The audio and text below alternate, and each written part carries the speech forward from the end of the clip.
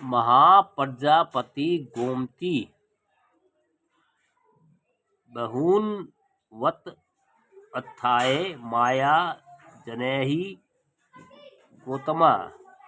उपायुक्त शब्द महाप्रजापति गोमती के हैं। वह कहती है, अहो बहुतों के लिए ही माया है। माया ने गौतम को जना। इनसे अधिक उदात्त शब्दों में किसी छोटी बहन ने अपनी बड़ी स्वर्गीय बहन को श्रद्धांजलि अर्पित नहीं की। इस देश में स्त्री जाति का गौरव मातृत्व माना गया है। पाली साहित्य में तो स्त्री समाज के लिए सामान्यतः मातृगाम अर्थात माताओं का समुदाय शब्द ही प्रयुक्त होता है। संसार की जितनी स्त्रियां हैं, माताएं हैं, बौद्ध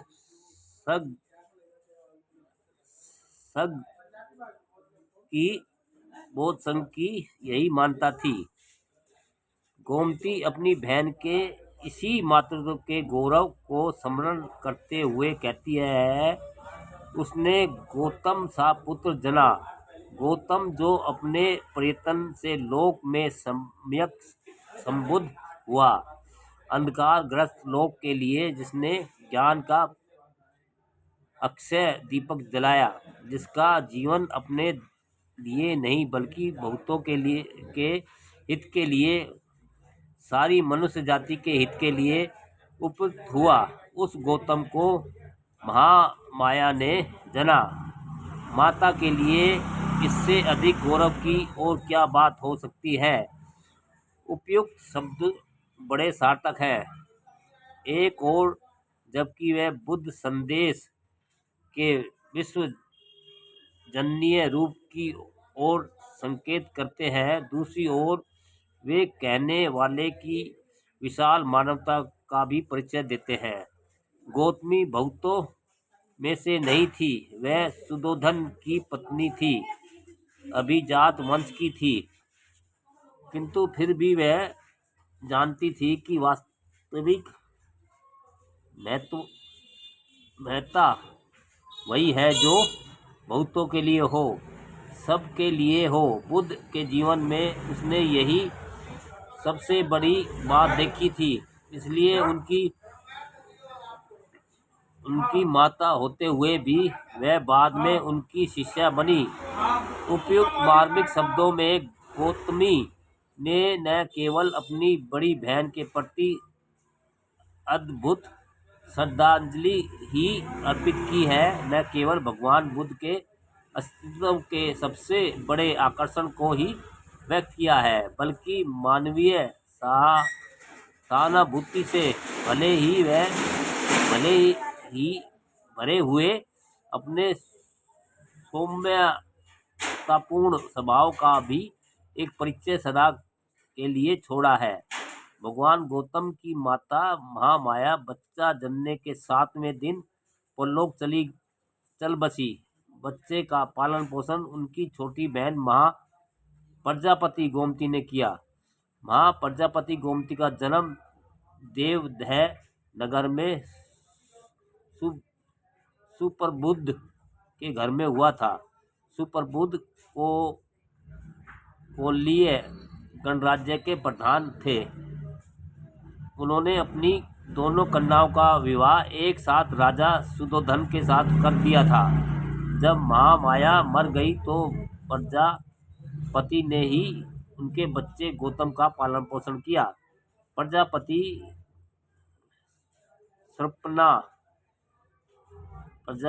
अपना भी एक पुत्र था जिसका नाम था नंद। गोमती ने नंद को 2 दासियों को दे दिया और स्वयं बड़ी तन्मयता के साथ अपनी बड़ी बहन के पुत्र गौतम को पाला पोसा। बुद्ध के निर्माण में इस देवी का कितना हाथ था, यह हम उस कृतज्ञता और आदर से ही जान सकते हैं जो भगवान अपनी इस क्षीरदायिकी माता के प्रति सदा रखते थे, जैसा हम अपने देखने स्त्रियों को बुद्ध के शिष्यत्व का जो सौभाग्य मिला है, वही देवी के आचरण गौरव के कारण 97 वर्ष की अवस्था में सुबोधन की मृत्यु हुई। उस समय भगवान बुद्ध वैशाली में थे। पति की मृत्यु के बाद प्रजापति ने संसार छोड़ने की इच्छा प्रकट की। इसके लिए वह भगवान बुद्ध से अनुमति लेने का अवसर खोज रही थी। सौभाग्यवश यह अवसर भी मिला और भगवान कपिलवस्तु आए। शाक्य और कोलीय क्षत्रियों के बीच रोहिणी नदी के जल के ऊपर झगड़ा चल रहा था। उसको शांत करने के लिए भगवान कपिलवस्तु आए थे। झगड़ा शांत होने पर भगवान ने कलह विवाद सूत्र का उपदेश दिया। द्वेषपूर्ण आचरण वाले दोष चरितान मनुष्यों को लक्ष्य कर यह उपदेश दिया गया। उसे सुनकर एकदम 500 शाक्य घर छोड़ कर प्रव्रजित हो गए। उन सबकी स्त्रियां सहित प्रजापति भी प्रव्रजा मांगने आ गई, परंतु भगवान ने उन्हें प्रव्रजित होने की अनुमति नहीं दी और वैशाली चले आए। बाद में आनंद की कुशलता से वैशाली में प्रव्रजा की आज्ञा मिली। प्रव्रजित होने के बाद ही प्रजापति गंभीर साधना में लग गई। भगवान से अनेक बार हम उसे मार्ग पूछते देखते हैं। कौशाम्बीवासी कलह प्रिय भिक्षु श्रावस्ती जा रहे थे। गौतमी पूछती है, मैं उनके साथ कैसे बरतूं? भगवान उसे समझाते हैं, गौतमी तू दोनों ओर की बात सुन। दोनों ओर की बात सुनकर जो भिक्षु धर्मवादी हो उनकी दृष्टि तू पसंद कर। भिक्षुणी संघ की भिक्षुक संघ से जो कुछ अपेक्षा करना है वह सब धर्मवादी ही करना चाहिए। एक बार गौतमी भगवान के पास जाकर पूछती है, अच्छो हो भंते, भगवान संक्षेप से मुझे धर्म का उपदेश दे, जिससे भगवान से सुनकर एकाकी प्रमाद रहित हो मैं आत्म संयम पूर्वक विहार करूं।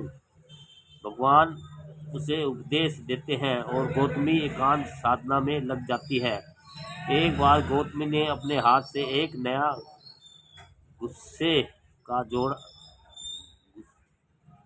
का जोड़ा बनाया और भगवान को समर्पित करते हुए कहा, बनते यह अपना ही काता, अपना ही बुना, मेरा यह नया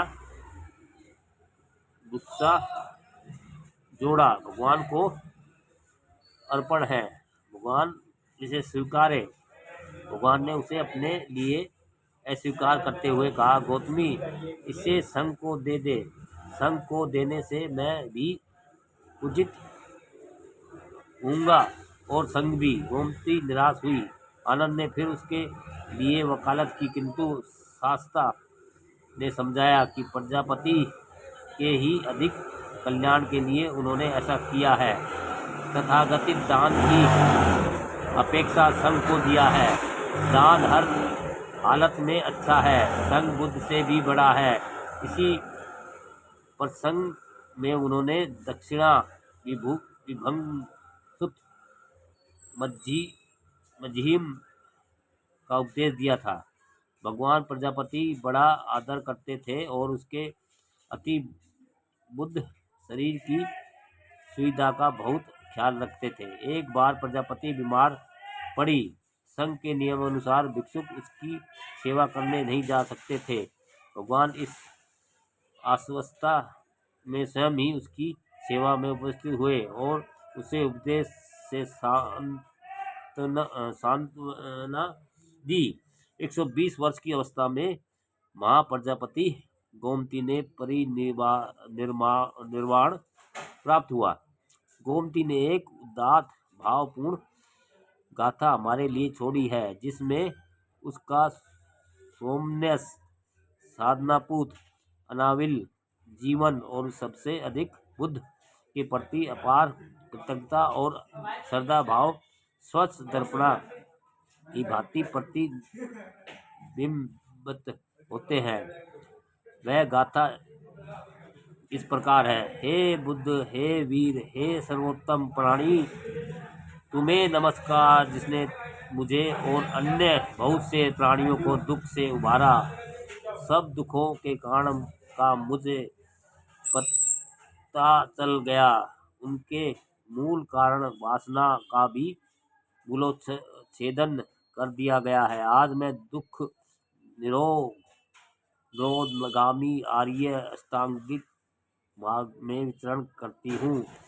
माता, पुत्र, पिता, भाई, माता भव में पूर्व जन्म में अनेक बार बनती रही। यथार्थ ज्ञान को न जानते हुए मैं लगातार संसार में घूमती रही। फिर इस जन्म में मैंने उस भगवान बुद्ध के दर्शन किए। मुझे अनुभव हुआ यह मेरा अंतिम शरीर है। मेरा आवागमन क्षीण हो गया। अब मुझे फिर जन्म लेना नहीं है।